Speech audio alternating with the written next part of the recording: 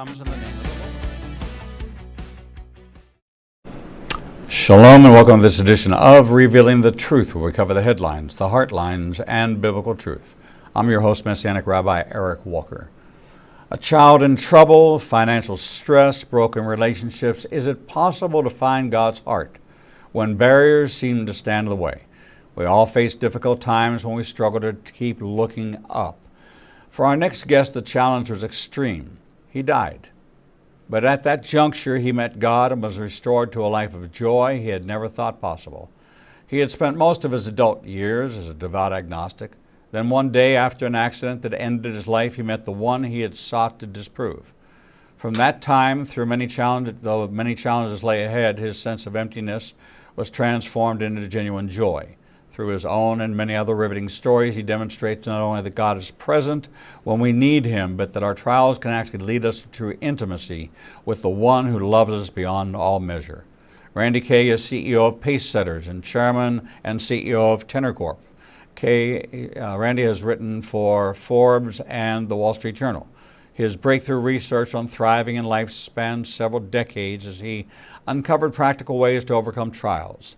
Here to talk about his new book, Dying to Meet Jesus, How Encountering Heaven Changed My Life, is Randy Kay. Randy, welcome to Revealing the Truth. Great to be here. Thank you. It's great to meet you and talk with you about this near-death experience that you had. But I want to go back to the early years. You had a long career in the pharmaceutical industry, in the medical field, which tends to breed feeds into the God complex of surgeons and medical practitioners that believe that the power of life and death is in their hands, and God's place is relegated to a subordinate role to their incredible skills that they're so enamored with. So it's easy to be surrounded by a non-believing customer base, and you didn't grow up in a believing home, did you? I did not. I was an agnostic, and I was not just casual agnostic. I actually, I confronted Christians. I had some scuffles in my youth with Christians having debates. Got the Christians off of Northwestern University's campus. I thought they were hypocrites in all of the typical arguments that one would have. I was a skeptic at Northwestern University. I actually teamed up with a group of people who were fellow agnostics, and we decided to try to invalidate all religions. So we had used a computer building that was full of the latest computer technologies, and I was not a techie, but the brainiacs with me were. And so they programmed all of the statistical analyses into the computer at Northwestern University, and we were able to invalidate all but one religion, and that was the Judaic Christian religion. We could invalidate the other religions that we either a fusion of beliefs or based on a single individual espousing to know the truth or some other way. So that statistical analysis showed that the probability of the Bible of Abraham and of Jesus Christ was correct to 1.2 million to 1. And that was an epiphany for me, but that still wasn't enough to validate for me personally that God was real. I understood that if I were to know God, that it would have to be the God of the Bible, but I still wasn't convinced because I needed a personal experience. So I remember looking out the window one day and saying, God, if you're real, I need to know you as closely as I know any relative, any loved one. And that was the beginning of my journey, really, to try to find out who the real truth was and who the person of God really was. You know, it's interesting that so many who have gone down the path to disprove ultimately wind up proving.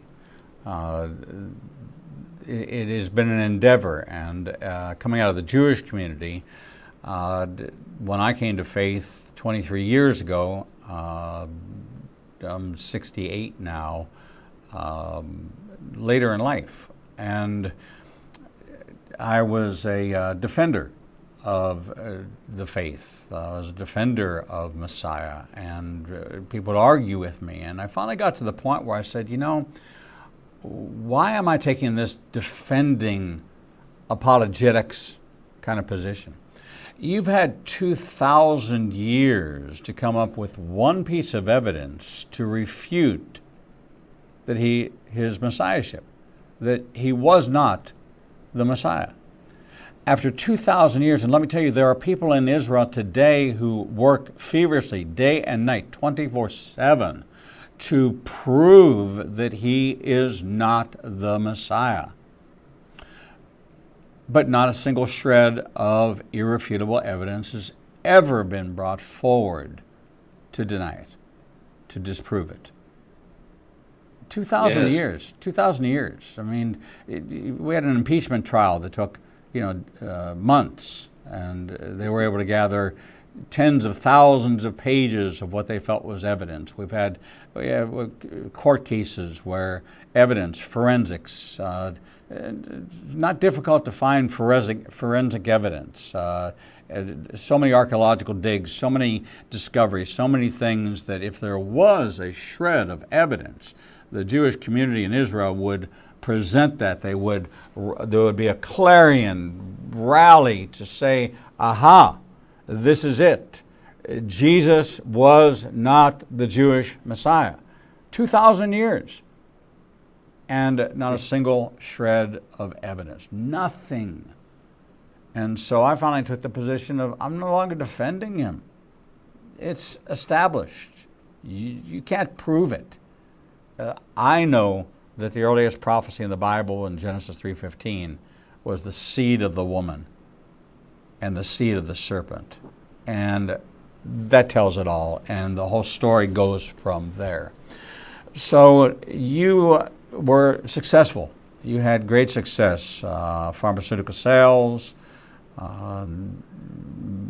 made a good living, life was good, you're physically fit, and in your journey, wasn't your passion to go find the Lord, but yet it was still in the background of your mind. And you had some parallel events taking place. Job change. Yes. Daughter who was having medical issues, mental health issues, some drug abuse. You had a wife who was dealing with her own struggles, and you're kind of in this process of mountain climbing and kind of a picture of a triathlete, if you will. You know, and you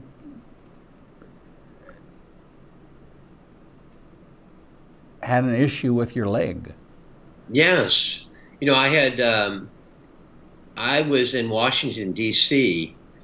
with my pharma company to introduce a potential cure for Alzheimer's. And this was a drug that had been developed that had miraculous results. We were in stage 3 clinical trials. I developed a tagline for the Washington introduction called Making Alzheimer's History. We were on the front cover of Time magazine. We were on all of the major networks that finally this horrendous disease might be mitigated through a drug where people were just coming essentially back to their cogency and ability to behave as they did previous to Alzheimer's. So the FDA we found through the clinical stages that there were roughly there were 9 patients that were suffering encephalitis, which is a swelling of the brain. So the FDA forced a recall.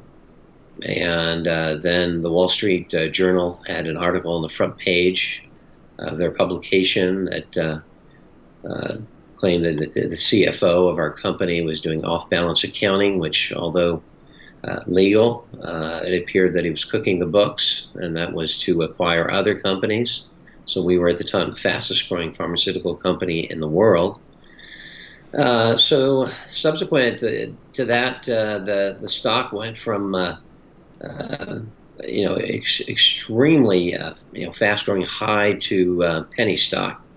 And therein went all of my dreams of being able to accomplish things that I had planned on when we finally retired that business. And that went on to become a biotech CEO. And then I needed to raise about $80 million to keep that company afloat. And not wanting to pursue that ad nauseum, we divested that company.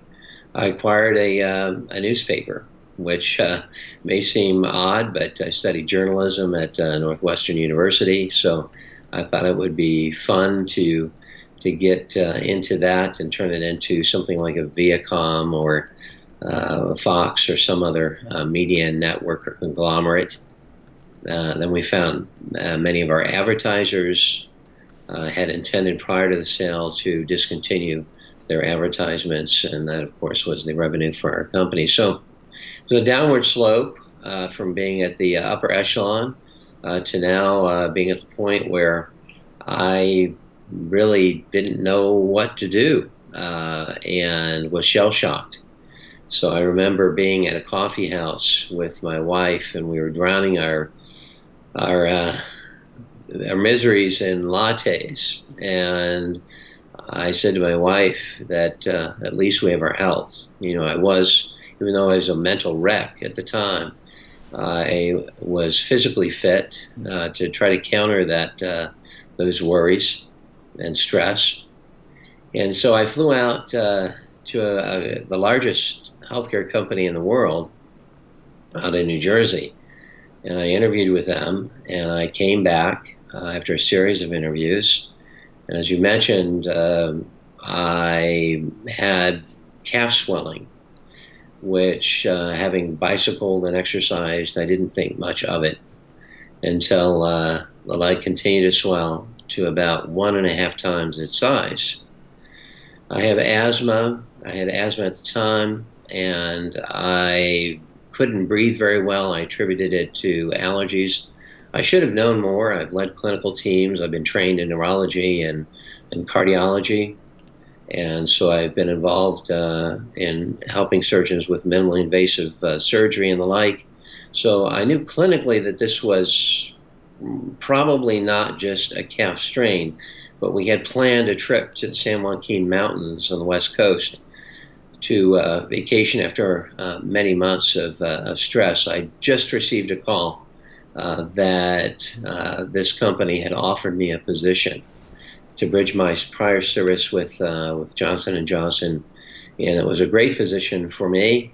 I thought finally we were going to be out of this downward slope and start on a trend that would be very positive. So this was a celebratory vacation. I didn't want to ruin that by going in and possibly having something else to prevent the vacation from happening. But nonetheless, I went into an orthopedic surgeon to ask for an anti-inflammatory drug. And there's a procedure where you go back on your heel. That's the pain. And if it's painful, that's the artery, the vessels in the leg. If it's on the ball of the foot, that's typically the muscle. Well, I had the former, so I was rushed immediately to the emergency room. And after testing my blood, there was a high level of D-dimer, which is essentially a clotting agent. that in the bloodstream, and then I had the CAT scan and of course the ultrasound, and it was discovered that I had 6 major clots. That because I had left for a period of time and had walked around, they had traveled from my calf up my leg to my lungs. So they were occluding the pulmonary artery, which is the main artery, our main airway to the lungs. A 27-year-old surfer at the time, we live in San Diego, had died from that very thing. So my case was extreme.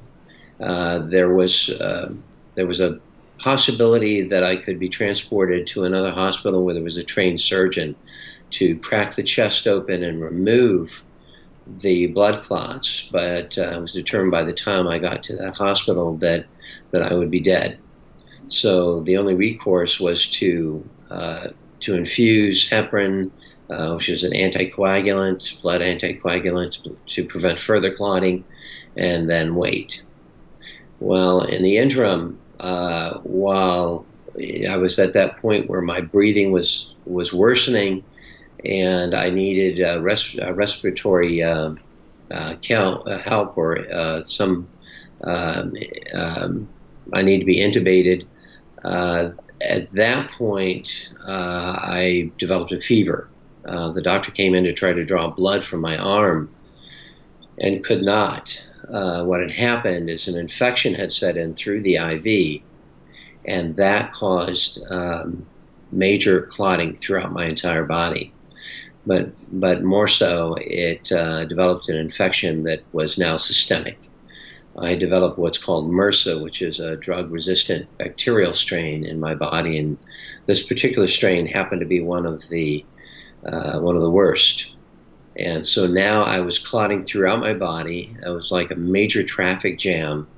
Only in this case, the roads were arteries, and the jam were the corpuscles or the red blood cells that were clumping together throughout my body. And it was at that point that I started convulsing, and the strain of my body had caused me to flatline at that point.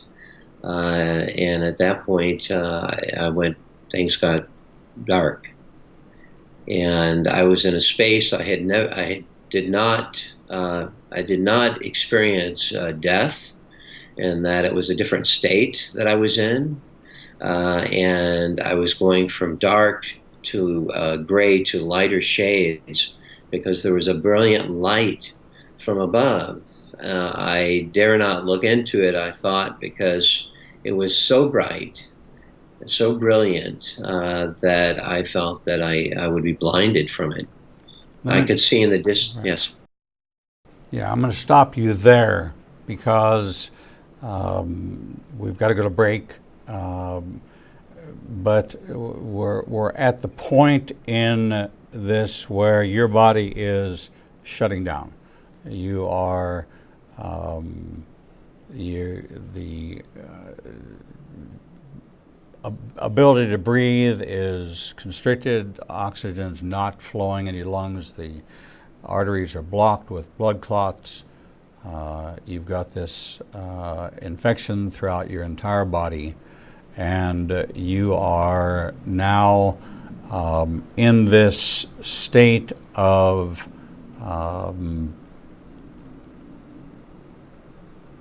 you are at death's door.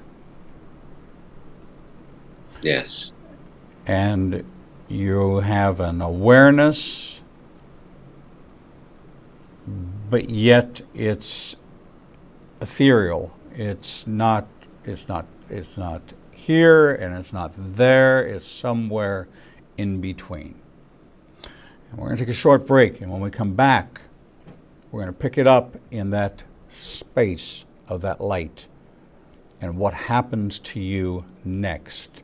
As we're talking with Randy Kay, author of Dying to Meet Jesus, How Encountering Heaven Changed My Life.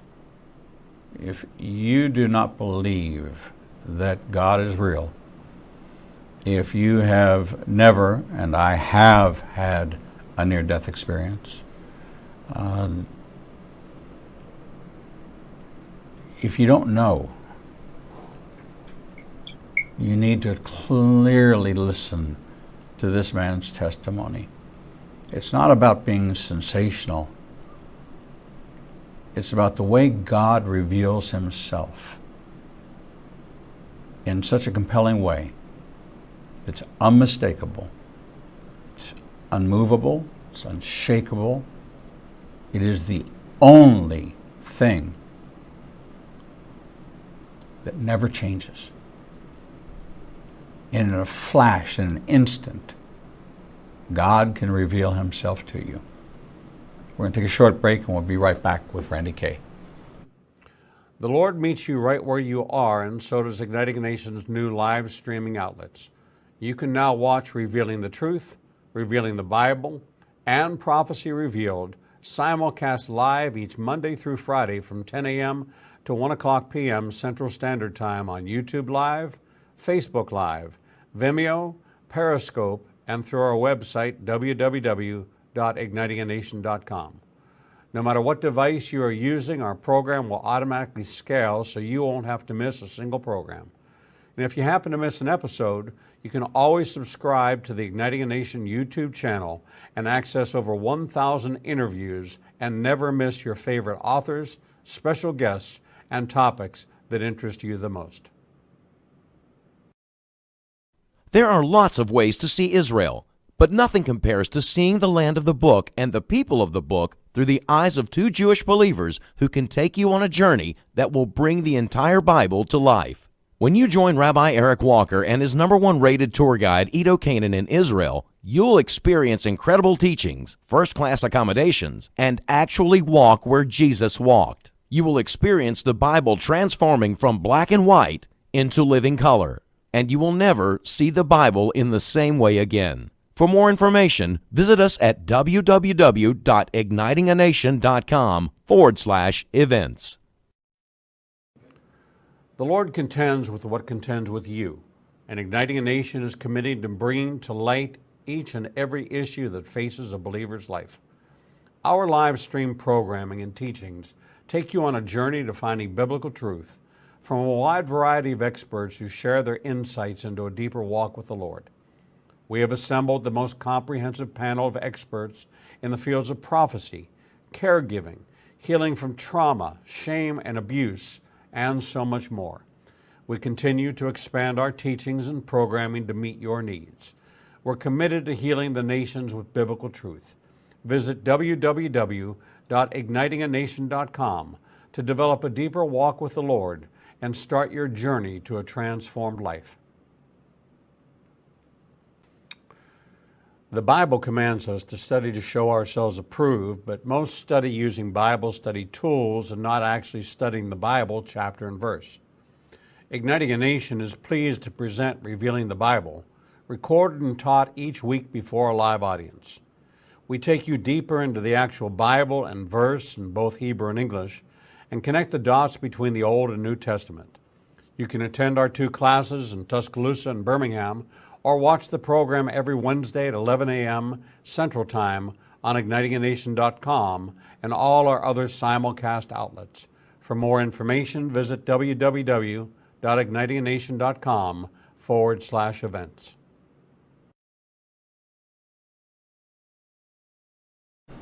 Shalom and welcome back to this edition of Revealing the Truth, where we cover the headlines, the heartlines, and biblical truth. I'm your host, Messianic Rabbi Eric Walker, and we're talking with Randy Kay, author of Dying to Meet Jesus, How Encountering Heaven Changed My Life. Randy, welcome back to the program.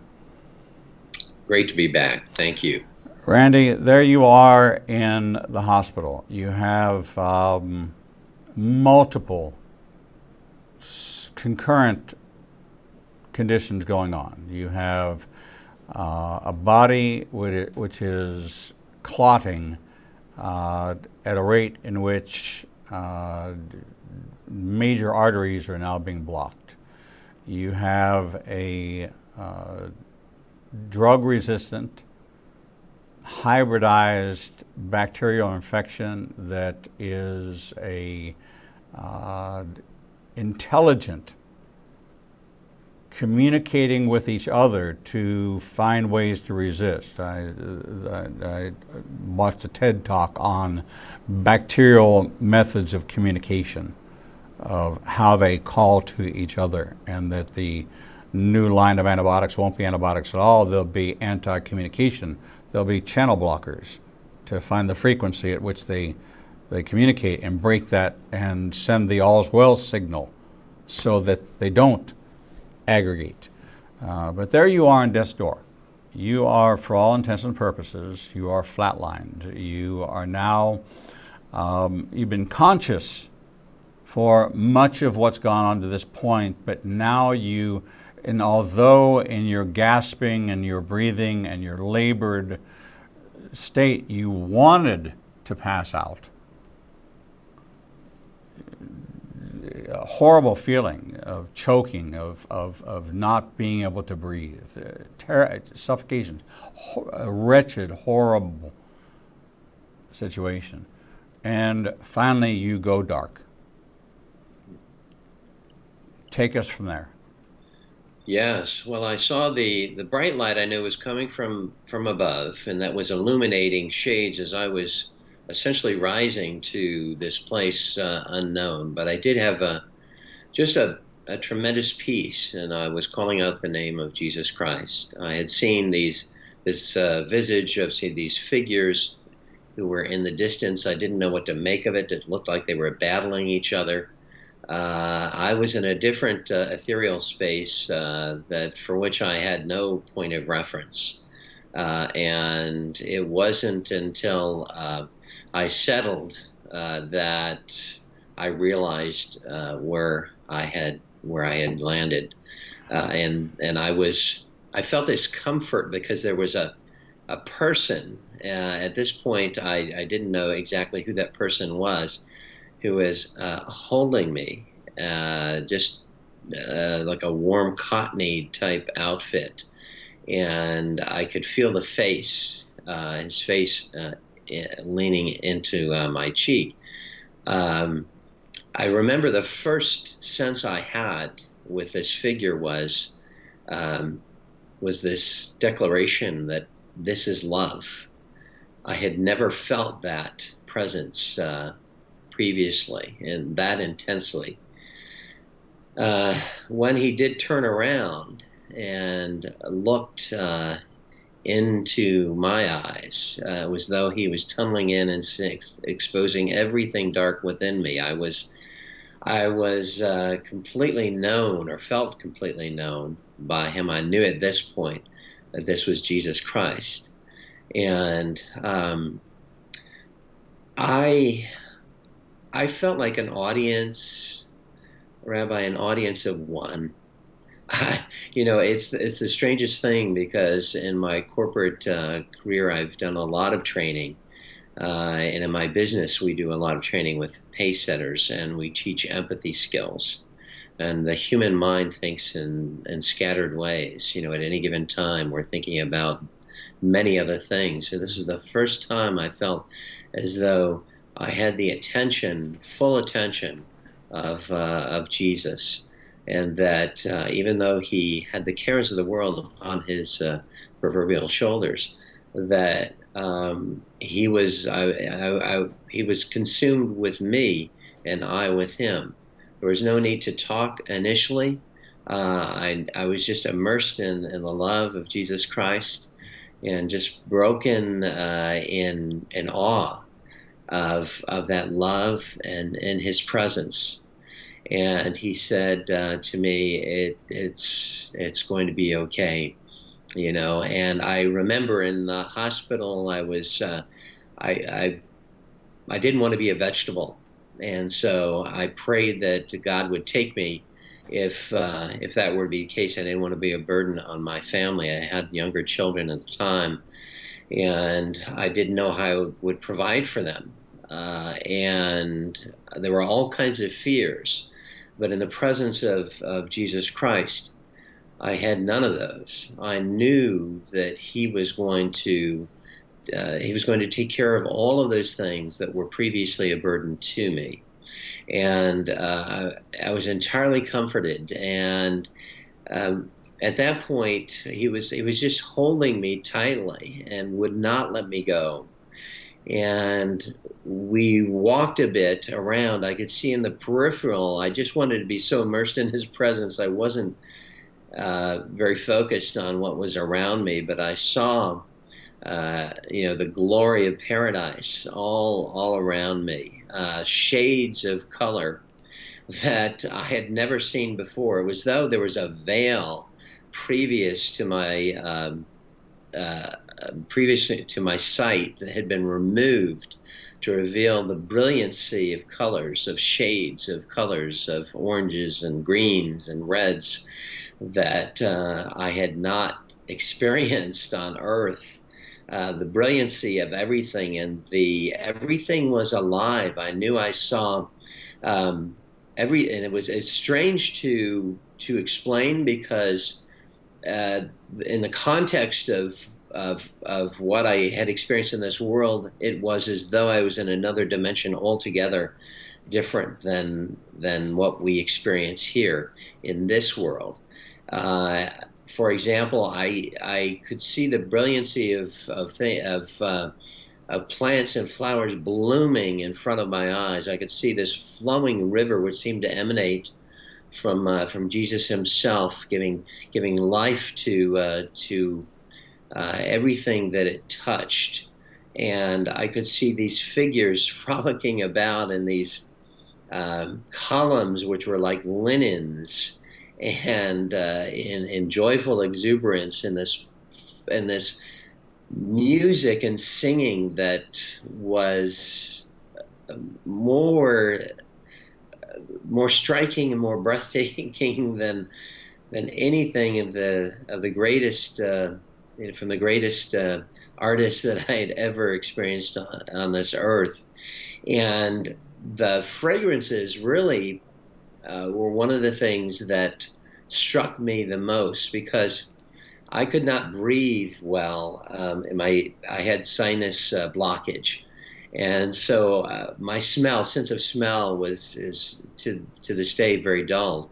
But there, I smelled fragrances that I had never smelled before. Everything was vibrant and alive.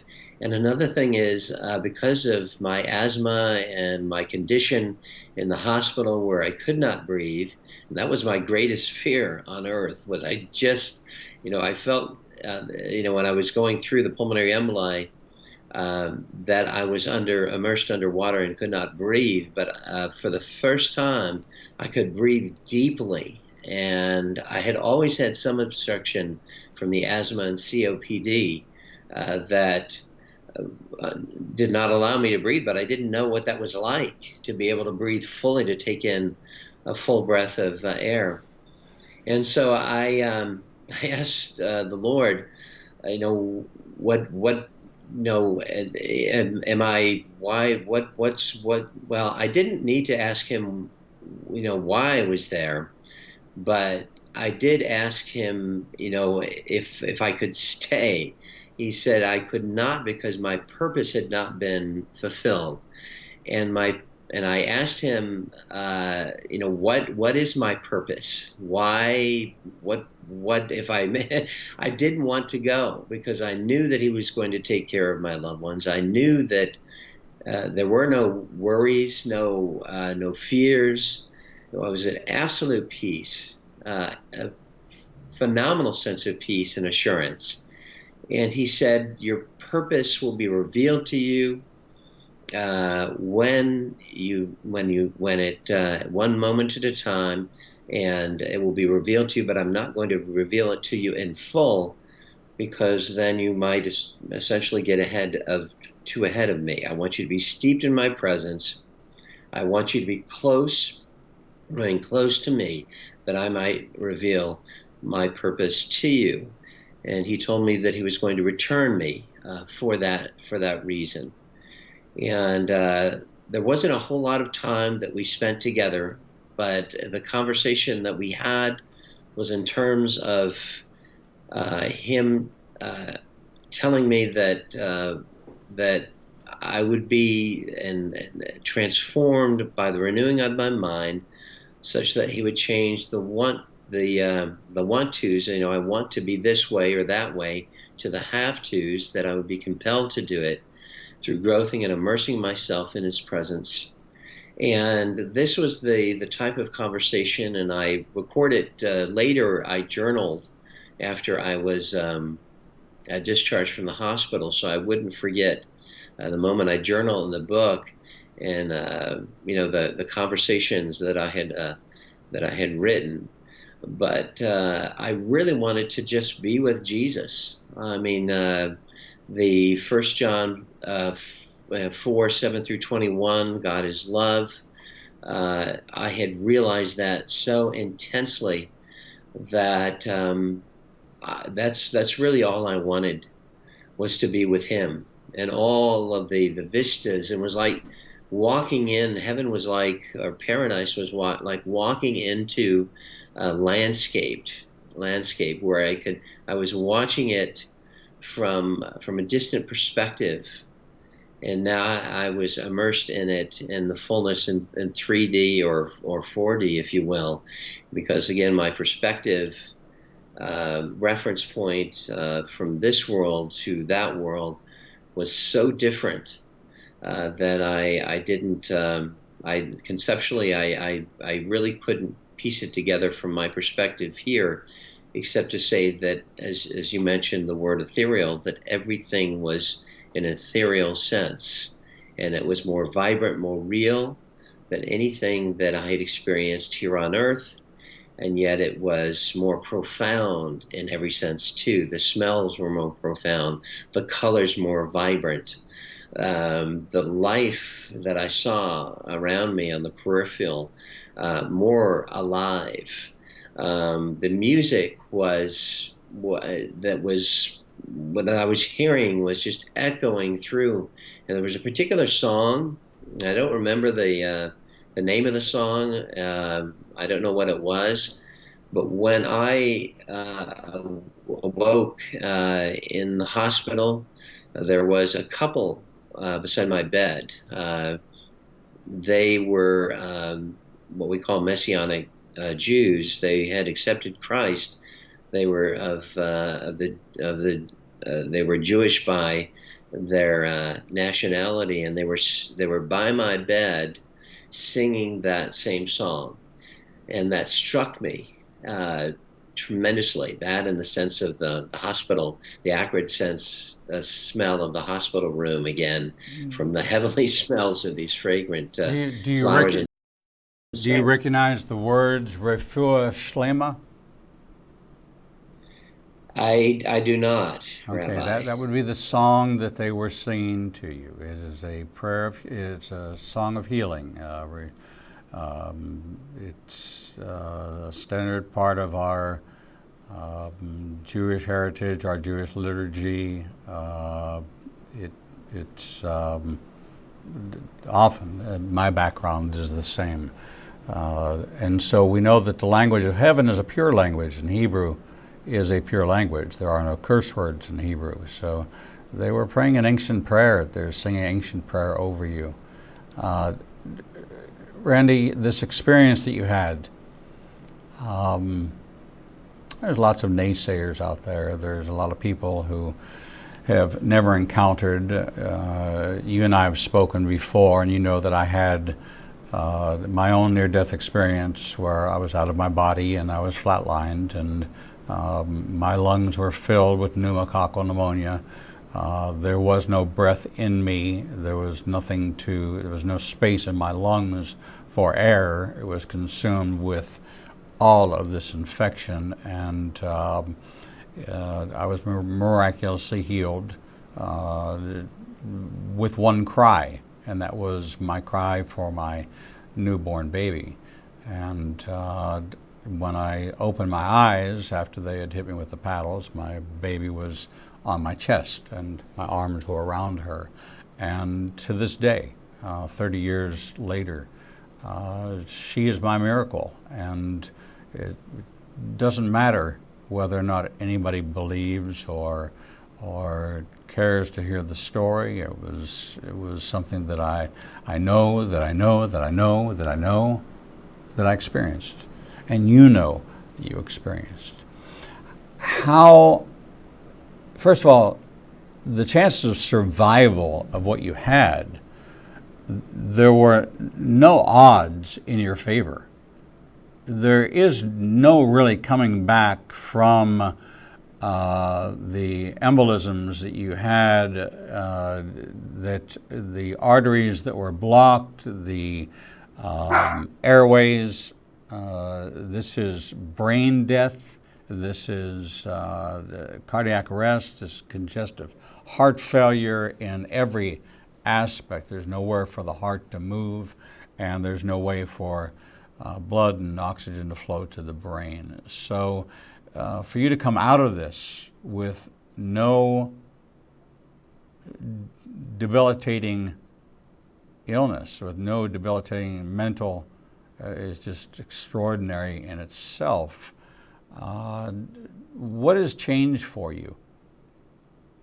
How has life changed for you? How has the interaction with your daughter and her circumstance and your empathy, your compassion, your ability to deal with living after this experience that took a type A driver, champion, winner, gotta succeed, high roller, into transformed, loving, caring, compassionate listener, harbinger of hope, harbinger of love? What's changed radically for you that you now understand is the purpose that God spared you? God of love was conceptual to me to some extent, because I'm a skeptic by heart. I did not believe in near-death experiences until I had my own. It took me 13, almost 14 years to share this story. Less than a handful of people knew about it, including my wife. But it was a former pastor of mine was interviewing me for another book I had written at a television station, and he was asking me about that, but he knew about the NDE, and he asked me on air about the NDE, and I just started crying. I never shared that publicly. What I have had some damage in the valves and what have you, organs, but I'm able to function quite nicely. What happened through that experience was that it prepared me for what was to come, because I had this deeper relationship and the most profound understanding of love as a person, as a presence. But I was also prepared to encounter what were to be some of the greatest trials in my life. And you had mentioned my daughter. Every person in our family had suffered from some form of mental illness. Mine was clinical depression. I'd never shared that until I wrote it in the book. My wife knew about it, and those closest to me, but I was able to cover it up. Nobody really knew that I suffered through clinical depression. For my daughter, it was more severe. In her early years as a child, she suffered from hemiplegic migraine disorders. She experienced many strokes, essentially. She lost most of her memory of her childhood through this experience. She was our girl with the golden heart, we called her. She just liked frolicking around. She was just effervescent, very giddy most of the time, very fun-loving, to a complete change of personality through this process of having gone through these strokes. She would experience night terrors. She lost some of her mental acuity, obviously, through this. So she, like many young people, had turned to drugs to self-medicate. You would never believe, having gone in the corporate world, that I had to show up at a meth house to try to rescue her. It, Um, it's an extraordinary story, and unfortunately we've run out of time, but I want to encourage our audience. God is love. It's clear in the Bible. Most people don't experience the truth of that love. But Randy Kay has had that encounter. And that encounter changed his life, moved him off the bubble of being agnostic to personal encounter with the one that would not calm the troubled waters of his life, did not heal his daughter, did not take away all his infirmity, did not take away all of his wife's infirmities, but created a new man, a new creation, as Paul writes in 2 Corinthians 5:17, that anyone who is in Christ is a new creation. The old is gone, the new has come. And you are called into a ministry of reconciliation. And so Randy has answered that call. And through this experience, God has made it clear what his purpose is, that God might be glorified. I want to encourage you. It is an incredible, it's emotional, it's real.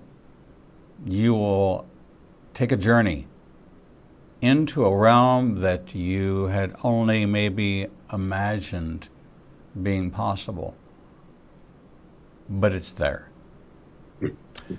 Dying to Meet Jesus, How Encountering Heaven Changed My Life by Randy Kay. Visit ignitinganation.com and click on Randy Kay. He's right there on the home page, today's program guide, and it'll take you to a link to get this book. It is an amazing emotional journey through God who redeems, a God who saves. Randy Kay, thank you. Thank you for spending the time with us. Thank you for sharing your story. Thank you for the transparency, the realness of the truth that God is alive, that Jesus is exactly who he said he was, and he is waiting for you at the appointed time. Amen. Thank you very much. God bless you. God bless you, my friend. We're going to take a short break. And when we come back, we'll bring you the next edition of Revealing the Truth.